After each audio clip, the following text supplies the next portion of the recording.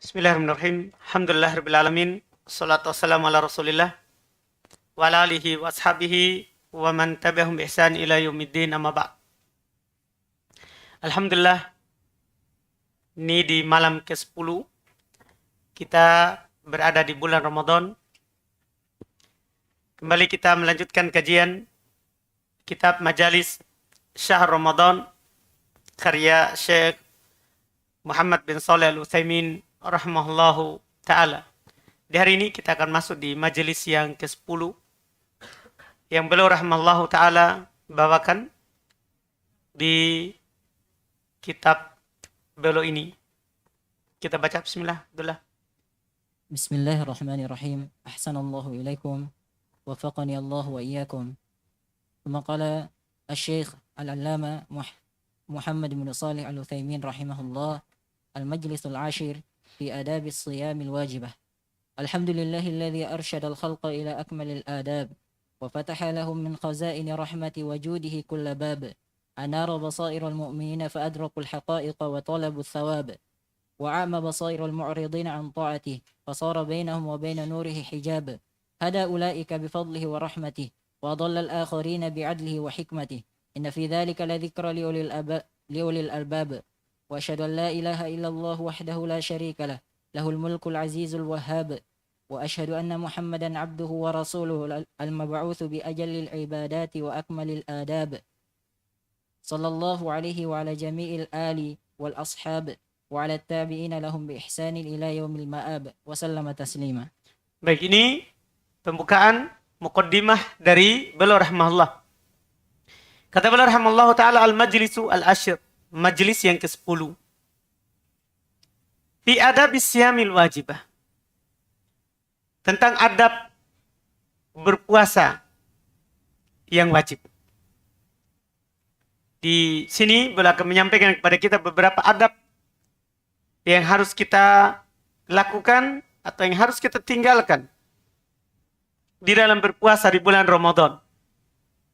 Kata beliau, segala puji bagi Allah yang telah menuntun makhluknya kepada adab yang sempurna dan membuka untuk mereka perbendaharaan rahmatnya dan kebaikannya seluruh bab, seluruh pintu. Allah Subhanahu wa ta'ala memberikan cahaya kepada pandangan orang-orang yang beriman sehingga mereka mengetahui hakikat dan mencari pahala.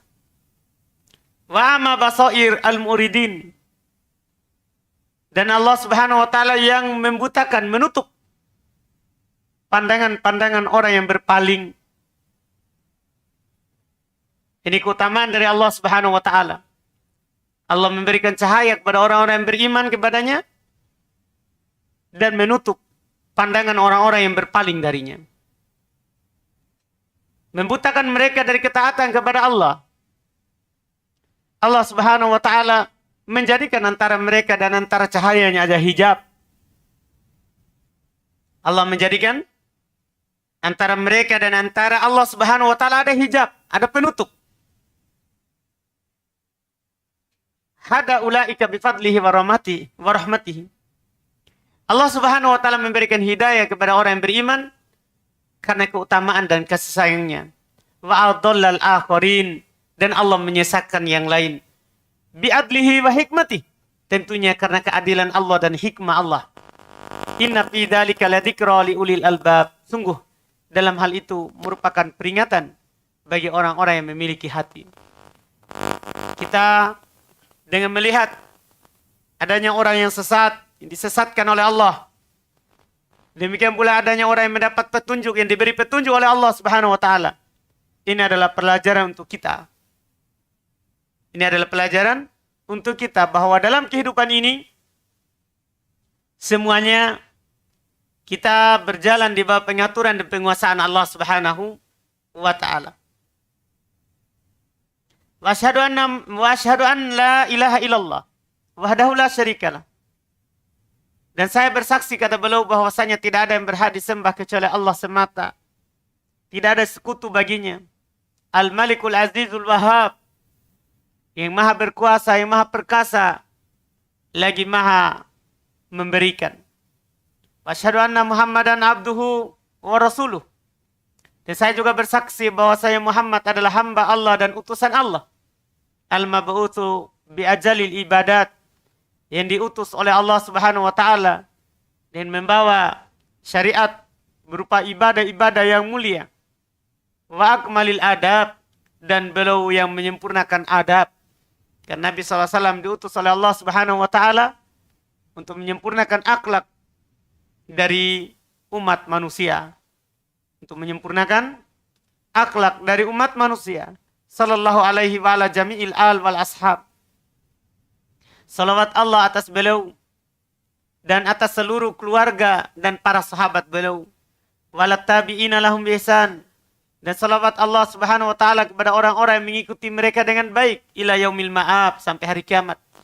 Wa sallama taslima. Ya, dan sallama taslima. Kemudian kata beliau rahimahullah, ثم قال رحمه الله: إخواني اعلموا أن للصيام آدابا كثيرة لا يتم إلا بها ولا يكمل إلا بالقيام بها، وهي على قسمين: آداب واجبة لا بد للصائم من مراعاتها والمحافظة عليها، وآداب مستحبة ينبغي أن يراعيها ويحافظ عليها. فمن الآداب الواجبة أن يقوم الصائم بما أوجب الله عليه من العبادات القولية والفعلية، ومن أهمها الصلاة المفروضة التي هي آكاد أركان الإسلام بعد الشهادتين، فتجب مراعاتها بالمحافظة عليها والقيام بأركانها وواجباتها وشروطها، فيؤديها في وقتها مع الجماعة في المساجد، فإن ذلك من التقوى التي من أجلها شرع الصيام وفرض على الأمة، وإضاعة الصلاة مناف للتقوى وموجب للعقوبة. قال الله تعالى: فخلف من بعدهم خلف أضاعوا الصلاة واتبعوا الشهوات فسوف يلقون غيا إلا من تاب وآمن وعمل صالحا فأولئك يدخلون الجنة ولا يظلمون شيئا. baik. Kata beliau rahimahullah taala, ikhwani, saudara-saudaraku, i'lamu, ketahuilah. Mana tu? Oh. Alhamdulillah. Ikhwani, saudara-saudaraku. Enggak lengkap kalau enggak ada nu'man. Iya.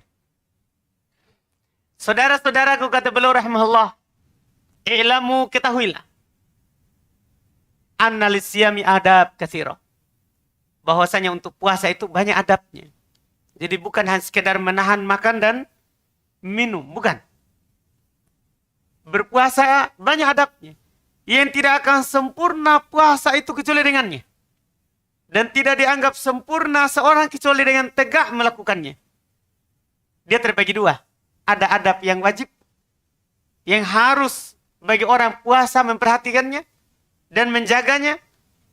Dan yang kedua ada adab yang sunnah. Sepantasnya seorang yang berpuasa itu menjaganya dan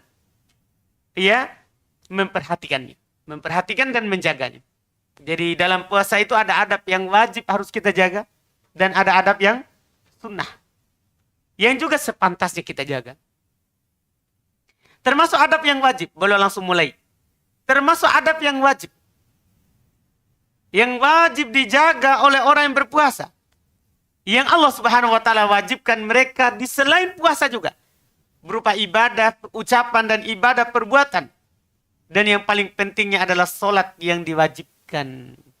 Ini yang jarang diperhatikan oleh sebagian kaum muslimin. Kadang mereka berpuasa, tapi mereka tidak sholat. Na'udzubillah. Padahal termasuk adab yang wajib dijaga dalam puasa dan yang paling pentingnya adalah sholat 5 waktu. Dia adalah rukun Islam yang paling wajib setelah 2 kalimat syahadat. Wajib seorang menjaganya. Memperhatikannya dengan menjaganya. Tegak melakukan rukun-rukun solat, wajib-wajib solat, syarat-syarat solat. Dia tunaikan pada waktunya. Ma'al jamaah fil masjid. Baru katakan harus ditunaikan pada waktunya bersama jamaah di masjid. Tentunya ini bagi ikhwan, bagi laki-laki. Bagi laki-laki. Harus dia jaga Sholat berjamaahnya di masjid. Karena itu termasuk takwa. Yang karenanya puasa disyariatkan. Kita sudah lewatkan kemarin di majelis yang ke-9. Termasuk hikmah dalam berpuasa adalah supaya kita bertakwa. Termasuk ketakwaan seorang menjaga sholatnya. Iya. Orang yang ingin bertakwa dengan puasanya tapi tidak sholat, ini percuma. Berarti dia tidak menjaga dan tidak melakukan sebab yang juga mendatangkan takwa. Dia diwajibkan terhadap umat Islam. Menelantarkan sholat, itu menafikan ketakwaan. Walaupun dia bilang dia orang yang bertakwa. Dia berpuasa karena mau bertakwa. Tapi meninggalkan sholat, itu menafikan takwa. Meniadakan takwa. Wa mujibun lil ukubah. Dan mengharuskan dia mendapatkan siksaan Allah. Allah berfirman, فَخَلَفَ مِنْ بَعْدِهِمْ خَلْفٌ أَضَاعُوا الصَّلَاةَ وَاتَّبَعُوا الشَّهَوَاتِ فَسَوْفَ يُلْقَوْنَ غَيًّا. Maka datang setelah mereka generasi yang menelantarkan sholat, lebih mengikuti syahwat, maka sungguh mereka akan masuk dalam goya, siksaan Allah. Illa man taba, kecuali yang bertobat, wa amanan dan beriman, wa amila soliha dan beramal-amal soleh. Faulaika yadkhulunal jannata wa la yudlamuna syai'a. Maka mereka itu akan masuk ke dalam surga dan mereka tidak akan didolimi sedikit pun. Nah, ini yang disebutkan di sini dicela oleh Allah. Mendapatkan siksaan Allah Subhanahu wa taala kalau mereka meninggalkan apa? Salat. Terus وقال رحمه الله ومن الصائمين ما يتهاون بصلاة الجماعة مع وجوبها عليه وقد أمر الله بها في كتابه فقال وإذا كنت فيهم فأقمت لهم الصلاة فلتقم طائفة منهم معك وليأخذوا أسلحتهم فإذا سجدوا يعني أتموا صلاتهم فليكونوا من ورائكم ولتأت طائفة أخرى لم يصلوا فليصلوا معك وليأخذوا حذرهم وأسلحتهم. فأمر الله بالصلاة مع الجماعة في حال القتال والخوف وفي حال الطمأنينة والأمن أولى.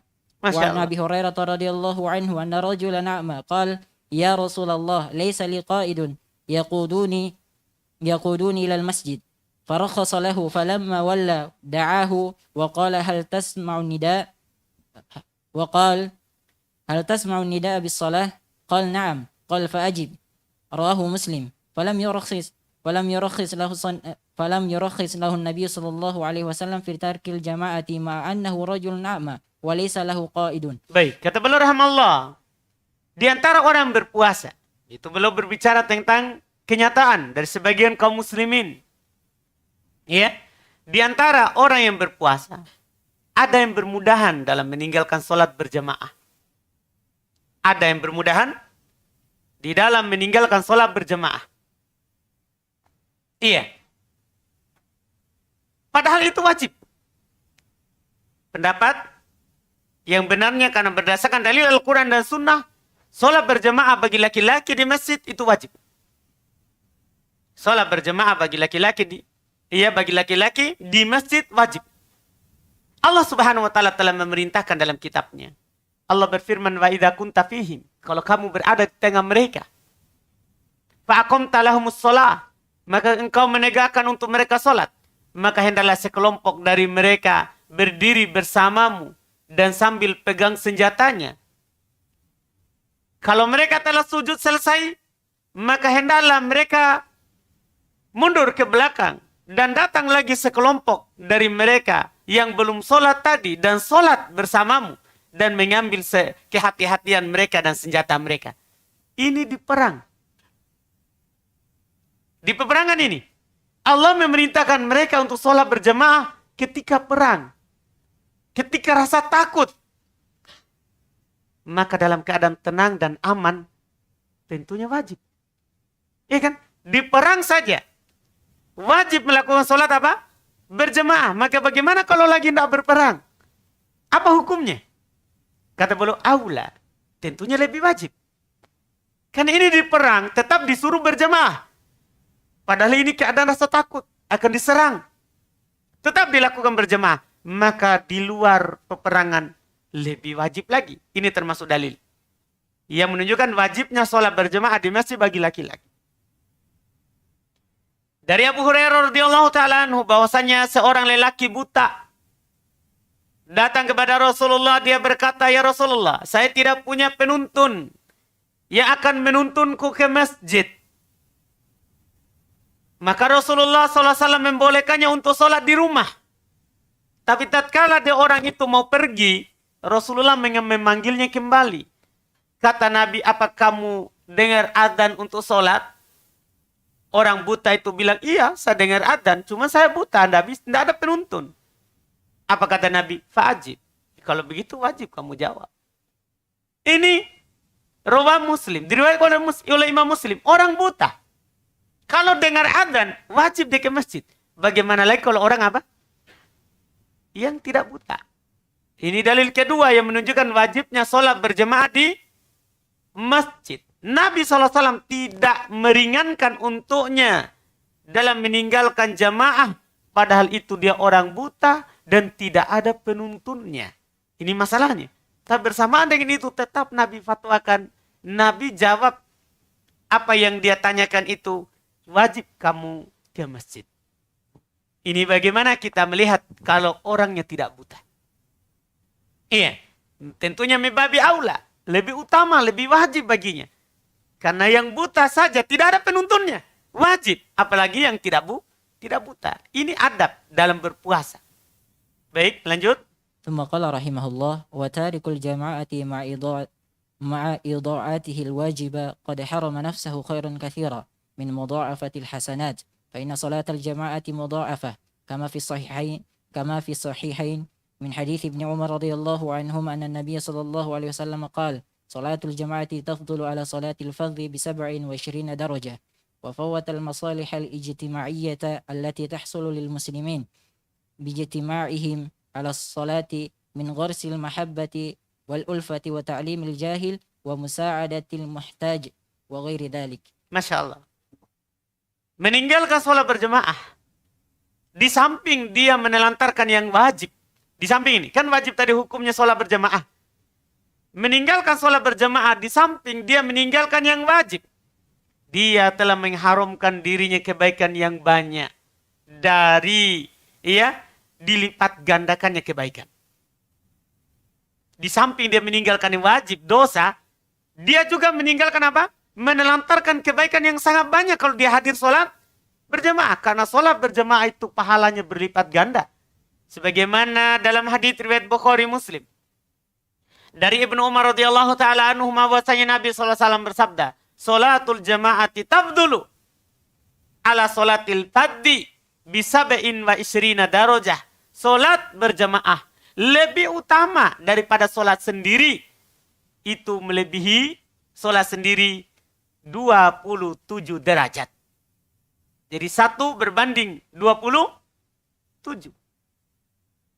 Terus, kata beliau rahmatullah, maka dia luput pahala. Itu yang pertama. Yang kedua, dia luput maslahat bersatu bersama kaum muslimin. Yang tidak bisa didapatkan kecuali dengan berkumpul di sholat. Berupa gorsil mahabbah. Akan muncul kecintaan. Kita kalau berjamaah di masjid, muncul kecintaan. Karena kita bersatu di rumah Allah Subhanahu wa taala. Wal ulfah. Wa ta'limil jahil. Di dalam berjamaah, orang-orang yang tidak tahu akan tahu, oh ternyata begini caranya sholat. Kan daripada dia di rumah, karena dia sholat ya hanya sekedar yang dia lihat saja orang. Wa musa'adatil muhtaj wa ghairi dzalik. Dan di dalam sholat berjamaah, kita bisa membantu orang-orang yang butuh dan selainnya.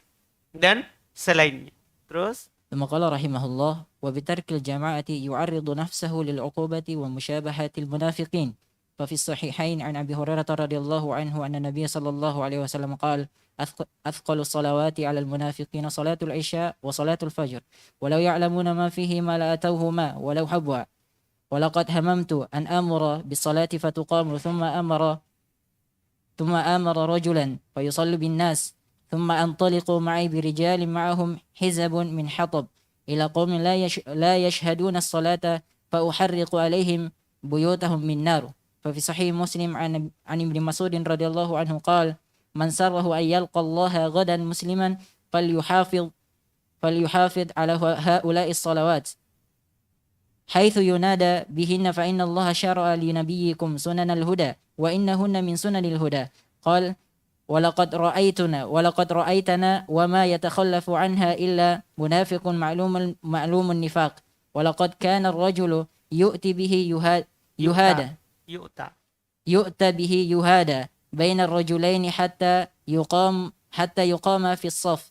Kata beliau rahmatullah, dengan meninggalkan jamaah, meninggalkan sholat berjamaah di masjid, berarti kita telah menghadapkan diri kita untuk mendapatkan siksaan Allah. Juga menyerupai orang-orang munafikin.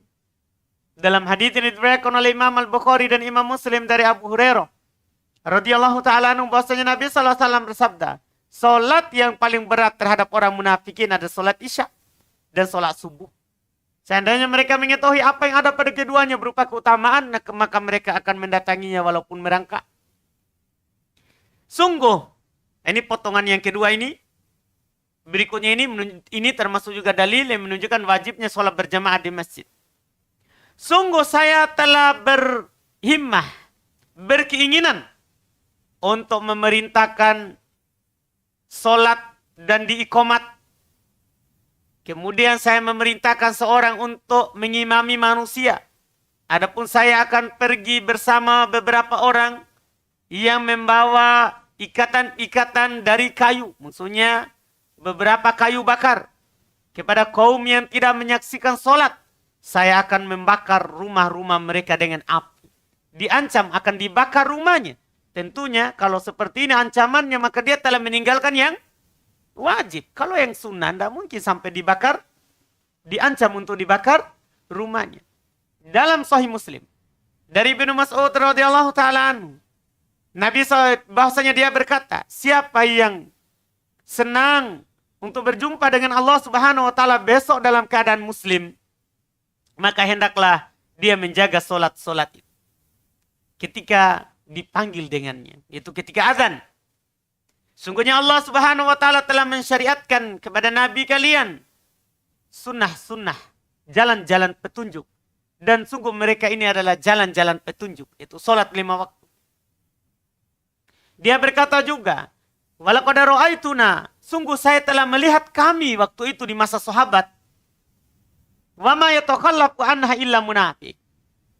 Kami para sahabat memandang bahwasannya kami tidaklah melihat orang yang luput, tidak hadir sholat berjamaah kecuali munafik yang dimaklumi kemunafikannya.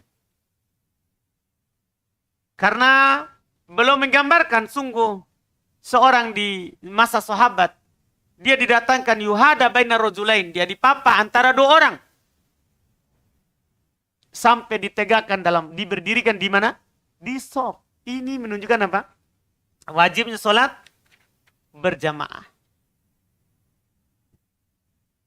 Terus? ثم قال رحمه الله: ومن الصائمين من يتجاوز بالأمر فينام عن الصلاة في وقتها وهذا من أعظم المنكرات وأشد العضاءة للصلوات حتى قال كثير من العلماء إن من أخر الصلاة عن وقتها بدون عذر شرعي لم تقبل وإن صلى 100 مرة لقول النبي صلى الله عليه وسلم: من عمل عملا ليس عليه أمرنا فهو رد.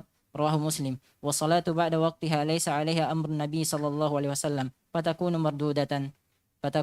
مردودة غير مقبولة. Kata beliau rahmatullah, ini yang terakhir tentang sholat. Di antara orang yang berpuasa, ada yang berlebihan dalam tidur. Iya, habis sholat subuh, tindro, nak kerja. Iya, sampai luput dari sholat. Kadang juga habis sahur, tidur. Luput sholat subuh. Ini termasuk kemungkaran yang paling besar. Karena orang mau puasa tapi meninggalkan sholat. Ini kemungkaran yang paling besar. Wa asyaddu adha'atan lis-shalawat. Dan orang yang sangat menelantarkan sholat. Sampai kebanyakan ulama berkata, oh sungguh orang yang mengakhirkan sholat dari waktunya tanpa udzur syar'i. Kan tanpa udzur syar'i tidur. Dia tahu sholat sebentar akan ada, sahur habis sahur tidur. Padahal sudah di masjid sudah ribut-ribut.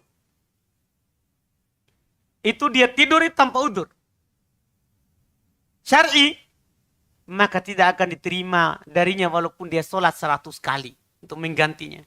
Karena Nabi SAW bersabda, siapa yang melakukan amalan tidak ada di atas perintah kami, maka dia tertolak. Perintah kami ya sholat di waktunya. Sekarang dia tidak sholat di waktunya. Maka sholatnya tidak diterima oleh Allah Subhanahu Wa Taala. Sholat setelah waktunya itu bukan dari perintah Nabi. Maka dia ditolak, tidak diterima. Tidak diterima. Ini kata beliau rahimahullah. Ini tentang sholat. Kemudian berikutnya termasuk adab. ثم قال رحمه الله ومن الآداب الواجبة أن يجتنب الصائم جميع ما حرم الله ورسوله من الأقوال والأفعال فيجتنب الكذب وهو الإخبار بخلاف الواقع وأعظمه الكذب على الله ورسوله كي ينسب إلى الله أو إلى رسوله تحليل حرام أو تحريم حلال بلا علم. قال الله تعالى ولا تقولوا لما تصف ألسنتكم الكذب هذا حلال وهذا حرام لتفتروا على الله الكذب إن الذين يفترون على الله الكذب لا يفلحون متاع قليل ولهم عذاب أليم. وفي الصحيحين وغيرهما من حديث أبي هريرة رضي الله عنه وغيره أن النبي صلى الله عليه وسلم قال من كذب علي متعمدا فليتبوأ مقعده من النار. وحذر النبي صلى الله عليه وسلم من الكذب فقال إياكم والكذب فإن الكذب يهدي إلى الفجور وإن الفجور يهدي إلى النار ولا يزال الرجل يكذب ويتحرى الكذب حتى يكتب عند الله كذابا متفق عليه. Kata beliau rahimahullah, termasuk adab yang wajib dijaga saat berpuasa. Seorang yang berpuasa harus menjauhi seluruh yang diharamkan oleh Allah dan Rasulnya. Dari ucapan dan perbuatan. Dia harus menjauhi berdusta. Iya, tadi berupa kewajiban yang harus dia jaga. Sekarang berupa larangan harus dia jauhi. Dia harus menjauhi yang namanya al-kadhib. Apa arti al-kadhib? Wa huwa al-ikhbar bi khilafil waqi'. Yaitu mengabarkan sesuatu yang berbeda dengan kenyataannya. Yang tidak sesuai dengan kenyataannya. Itu namanya berdusta. Dan yang paling besarnya adalah berdusta atas nama Allah dan berdusta atas nama Rasulnya. Dia bilang ini dari hadis Nabi, padahal itu bukan hadis. Seperti dia sandarkan kepada Allah atau kepada Rasulnya, penghalalan yang haram atau pengharaman yang halal tanpa ilmu. Tanpa ilmu. Allah berfirman, "Wala taqulu lima tasifu alsinatukumul kadiba." Jangan kalian berucap dengan apa yang disifati oleh lisan-lisan kalian yang dusta. Ini halal, ini haram. Untuk mengadakan kedustaan atas nama Allah. Sungguh orang-orang yang mengada-adakan kedustaan atas nama Allah tidak akan beruntung. Mata'un qalil walahum adabun alim. Walahum adabun alim. Itu kalau dia dapat kebaikan dari kedustaan itu perhiasan yang sedikit. Dan bagi mereka nanti siksaan yang sangat menyakitkan. Dalam hadis riwayat Imam Al-Bukhari dan Imam Muslim dan selain keduanya. Dari Abu Hurairah radhiyallahu taala anhu dan selainnya. Nabi SAW bersabda, Man kadzaba alayya muta'ammidan falyatabawwa maq'adahu minan nar. Siapa yang berdusta atas namaku secara sengaja, maka hendaklah dia siapkan tempat duduknya dari neraka. Juga Nabi SAW mengingatkan dari berdusta. Beliau berkata, iyyakum wal kadziba, hati-hati kalian dari berdusta. Karena kedustaan itu akan mengantarkan kepada kefajiran. Dan kefajiran itu akan mengantarkan kepada neraka. Terus menerus seorang itu berdusta. Dan selalu berdusta sampai ditulis di sisi Allah sebagai pendusta. Ini diingatkan oleh Nabi kita Muhammad SAW. Ini yang kedua. Adab yang harus dijauhi oleh orang yang berpuasa. Tidak boleh berdusta. Yang ketiga. Maqala rahimahullah wa yajtanibu al-ghibah wa hiya dhikruka akhak bima yakrahu fi ghaibatihi sawa'an dhakartahu bima yakrahu fi khilqatihi كالأعرج والأعور والأعمى على سبيل العيب والذم أو بما يكره في خلقه كالأحمق والسفيه والفاسق ونحوه وسواء كان فيه ما تقول أم لم يكن لأن النبي صلى الله عليه وسلم سئل عن الغيبة فقال هي ذكرك أخاك بما يكره. قيل أفرأيت إن كان في أخي ما أقول؟ قال إن كان فيه ما تقول فقد اغتبته وإن لم يكن فيه ما تقول فقد بهته. رواه مسلم. ولقد نهى الله عن الغيبة في القرآن وشبهها بأبشع صورة شبهها بالرجل يأكل لحم أخيه ميتا، فقال تعالى ولا يغضب بعضكم بعضا أيحب أحدكم أن يأكل لحم أخيه ميتا فكرهتموه. وأخبر النبي صلى الله عليه وسلم أنه مر ليلة المعراج بقوم لهم أظفار من نحاس يخمشون بها وجوههم وصدورهم، فقال من هؤلاء يا جبريل؟ قال هؤلاء الذين يأكلون لحوم الناس ويقعون في أعراضهم. رواه أبو داود. Kata Allah rahmatullah, seorang yang berpuasa harus menjauhi yang namanya gibah. Apa itu gibah? Yaitu kamu menyebut saudaramu dengan apa yang dia tidak sukai saat dia goib, saat dia tidak ada di hadapan.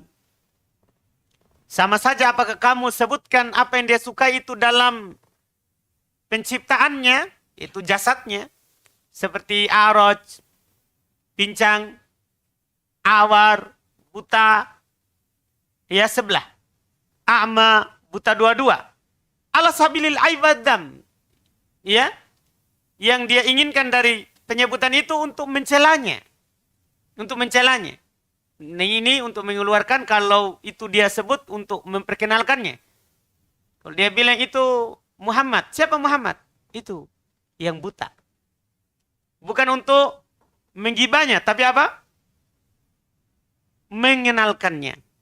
Karena banyak yang bernama Ahmad, banyak yang bernama Muhammad. Paham kan? Jadi ini dia sebutkan untuk mencelanya.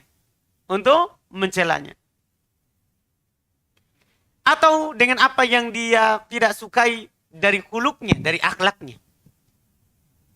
Jadi tadi dari badannya ataupun dari akhlaknya. Seperti dia bilang, kal ahmak. Ya, ini orang bodoh. Ya. Wasafih. Sama juga wal fasik. Dan yang semisalnya. Sama saja apakah ada dari apa yang kamu katakan atau tidak ada. Karena Nabi SAW ditanya tentang gibah. Beliau berkata, dikruka akhaf bima yakrah. Kamu menyebut saudaramu pada apa yang dia tidak sukai. Dikatakan kepada beliau, bagaimana kalau pada saudaraku itu ada yang saya katakan itu? Kata Nabi, kalau ada, maka kamu telah menggibainya. Kalau tidak ada, maka kamu berdusta atas namanya. Maka kamu berdusta atas namanya. Jadi dua-duanya sama. Sama-sama dosa. Ini saat dia goib. Dan Allah Subhanahu wa taala telah melarang dari ghibah dalam Al-Qur'an. Dan Allah menyerupakannya dengan penyerupaan yang dengan bentuk yang paling buruk. Allah menyerupakan dengan seorang kalau menggibah orang lain seperti dia seorang yang memakan daging saudaranya dalam keadaan sudah menjadi bangkai. Ya, daging saudaranya dalam keadaan dia sudah menjadi bangkai. Allah Subhanahu wa taala berfirman, la yaktab ba'dukum ba'da. Jangan sebagian kalian menggibai sebagian yang lain. Ayuhibbu ahadukum ayyakula lahma akhihi maitan fakarihtumu. Apakah salah seorang dari kalian senang untuk memakan daging dari saudaranya dalam keadaan mati? Maka pasti kalian akan membencinya. Kalian tidak menyukainya. Dan Nabi SAW mengabarkan beliau pernah lewat di malam Mi'raj, malam yang beliau dinaikkan ke langit. Beliau melewati sekelompok orang yang memiliki adfar, kuku-kuku min nuhas. Kuku dari apa nuhas? Kuku dari tembaga, kuku besi. Yakhmisuna biha wujuhahum, yang dia garu-garu dengannya wajahnya, wasudurahum, dan dadanya. Nabi kita berkata, man haula'i ya Jibril? Siapa itu? Yang keadaannya seperti itu, wahai Jibril. Maka kata Jibril, haula'il ladina yakuluna luhuman nas mereka itu adalah orang-orang yang memakan daging manusia. Wa yaqauna fi aradihim, mereka jatuh dalam kehormatan-kehormatan saudaranya. Jadi mereka membicarakan masalah-masalah aib dari saudaranya. Ini riwayat Abu Daud. ثم قال رحمه الله ويجتنب النميمة. Ini yang keberapa? Keempat. Adab yang keempat.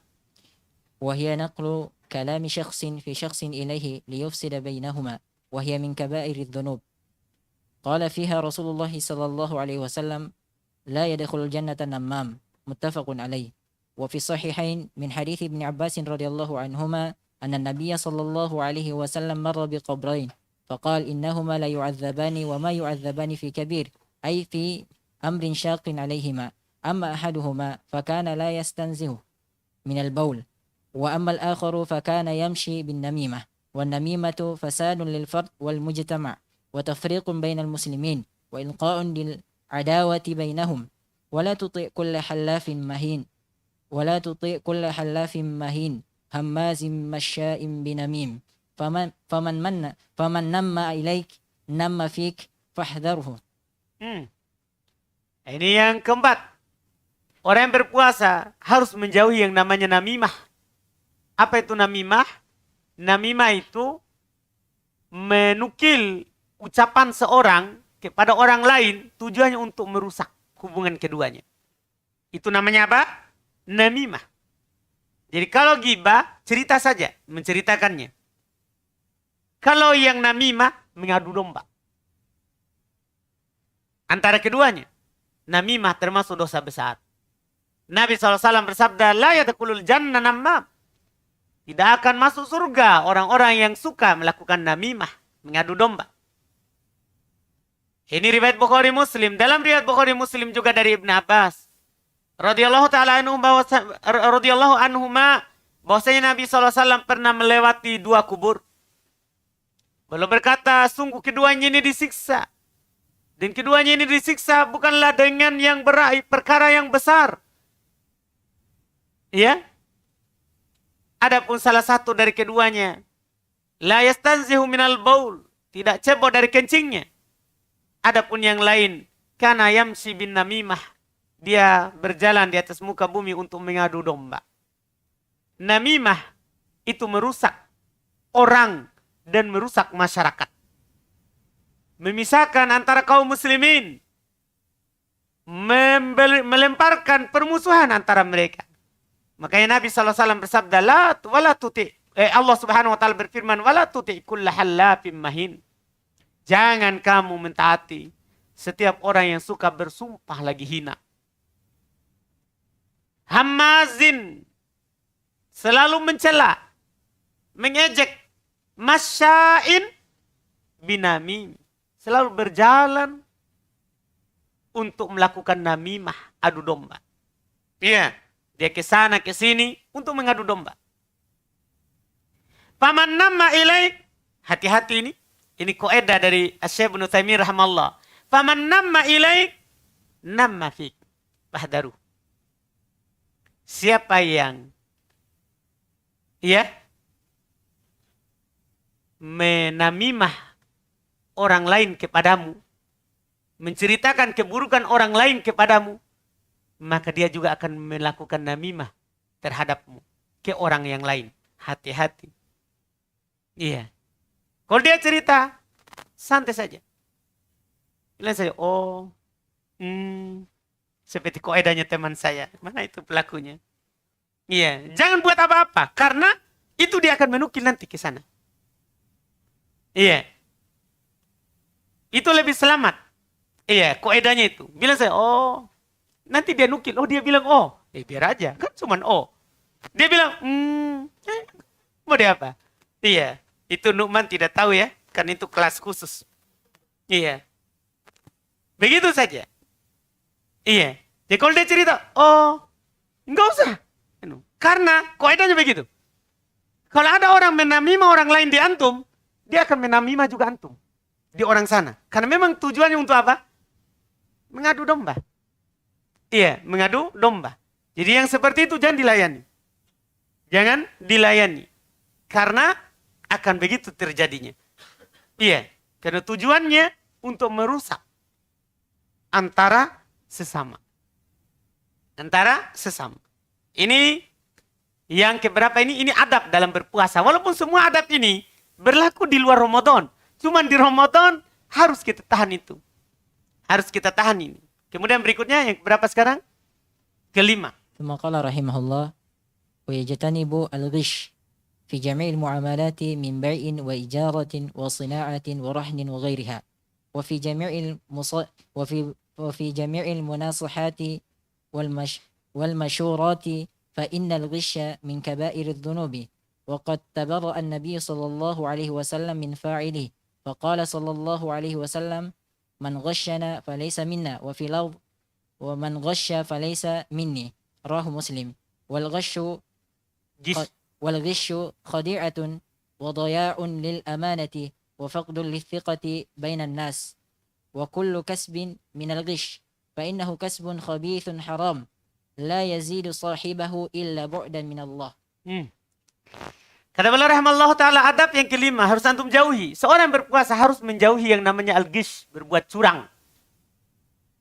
Di seluruh muamalat, transaksi, dari jual beli, sewa menyewa, sina'ah, akad untuk pabrik, akad pesan, ya, akad gade, dan selainnya. Hati-hati dari berbuat curang. Hati-hati dari berbuat curang. Dan di seluruh nasihat dan seluruh musyawarah, hati-hati berbuat curang. Karena berbuat curang itu termasuk dosa besar.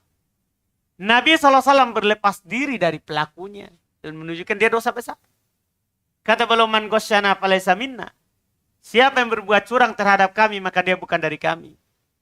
Dalam lafaz dikatakan, man ghasya falaysa minni. Siapa yang berbuat curang, bahkan bukan dari saya. Al-ghish khadi'ah, menipu. Wadoyaun, dan menelantarkan amanah. Menghilangkan kepercayaan di antara manusia. Setiap usaha, ya, hasil yang muncul dari kecurangan, itu adalah kasbun khabis. Itu hasil yang buruk. Haram. Tidak akan menambah pelakunya kecuali jauh dari Allah Subhanahu wa ta'ala. Ini yang kelima. Kemudian yang berikutnya. ثم قال رحمه الله Ini yang terakhir. ويجتنب المعازف وهي الآلات اللهو بجميع أنواعها كالعود والربابة والقانون والكمنجة والبيان والكمان وغيرها فإن هذه حرام وتزداد تحريبا وإثما إذا اقترنت بالغناء بأصوات جميلة وأغاني مثيرة قال الله تعالى وأغاني مثيرة قال الله تعالى ومن الناس من يشتري لهو الحديث ليضل عن سبيل الله بغير علم ويتخذها هزوا أولئك لهم عذاب مهين وقد صح عن ابن مسعود رضي الله عنه أنه سئل عن هذه الآية فقال والله الذي لا إله غيره هو الغنى وصح أيضا عن ابن عباس وابن عمر رضي الله عنهما وذكر ابن كثير عن جابر وإكرمة وسعيد بن جبير ومجاهد وقال الحسن نزلت هذه الآية في الغناء والمزامير وقد حذر النبي صلى الله عليه وسلم من المعازف وقرنها بالزنا فقال صلى الله عليه وسلم لا يكونن من أمتي أقوام يستحلون الحر والحرير والخمر والمعازف رواه البخاري فالحر الفرج والمراد به الزنا ومعنى يستحلون أي يفعلونها فعل المستحيل لها بدون المبالاة. Baik, selesai. Ini yang keberapa sekarang? Yang keenam. Seorang yang berpuasa harus menjauhi yang namanya ma'azif, alat-alat musik. Tanpa nyanyian. Iya, alat-alat musik. Seorang yang berpuasa harus menjauhi itu. Dia alat-alat yang melalaikan. Dengan seluruh jenisnya. Kal'ud, warabbabah, wal qanun, wal kamanja, wal biyanu. Ini semuanya alat musik. Ud. Apa ud? Hah? Bisa dikatakan dia suling. Suling. Warababah. Rebana. Wal konun wal kamanja. Kalau konun, ini masuk di kamanja, gitar. Wal piano, piano. Wal kaman wa goiriha. Semua yang namanya alat musik. Itu diharamkan. Tidak boleh didekati kalau kita lagi berpuasa. Ini hal-hal yang wajib dijauhi. Semua ini haram. Kata beliau rahimahullah ta'ala. Dan ini disepakati. Tidak ada perselisihan akan haramnya alat musik. Tidak ada perselisihan akan diharamkannya alat musik. Iya? Ada pendapat yang syad tidak dianggap. Yaitu apa yang dinukil dari Ibn Hazm. Rahimahullah. Yang beliau katakan tidak ada dalil yang sahih. Tapi dibantah karena dalilnya ini diantaranya. Al-Quran dengan hadis dari Nabi SAW riwayat Imam Al-Bukhari. Dan tambah pengharamannya dan akan bertambah dosanya kalau digandengkan dengan nyanyian. Jadi alat musiknya itu sudah haram. Tambah dosanya, tambah pengharamannya kalau disertai oleh nyanyian. Dengan suara yang indah. Penyanyi yang, ya. Walaupun nyanyinya Aisyah, naudzubillah. Hati-hati antum. Karena banyak orang bilang ini kan nyanyiannya baik. Hati-hati. Tidak ada yang namanya dosa. Yang namanya dosa tidak ada yang baik. Yang haram itu tidak ada yang baik. Tidak ada yang baik. Iya. Sekarang kalau ada antum di depan ini. Tiba-tiba mati sapi besar. Weh, baik ini kalau diambil. Begitu. Namanya bangkai itu tidak ada yang baik. Sama, semua yang haram tidak ada yang baik. Tidak ada yang baik. Iya. Allah berfirman, "Wa minan nasi may yashtari lahwal hadithi liudilla an sabilillah." Ini untuk membantah orang bilang, tidak apa-apa itu kan mengingatkan, mendekatkan mereka ke agama. Ini hati-hati, ini ayatnya. Menyelisih apa yang mereka katakan. Kata Allah, di antara manusia, ada yang membeli ucapan yang sia-sia untuk menyesatkan manusia dari jalan Allah tanpa ilmu. Iya. Mereka menjadikan itu sebagai huzwa, hiburan, sendagurau, kesia-siaan. Ulaika lahum adabum muhin. Kata Allah, bagi mereka itu siksaan yang akan menghinakan. Telah sahih dari Ibnu Mas'ud.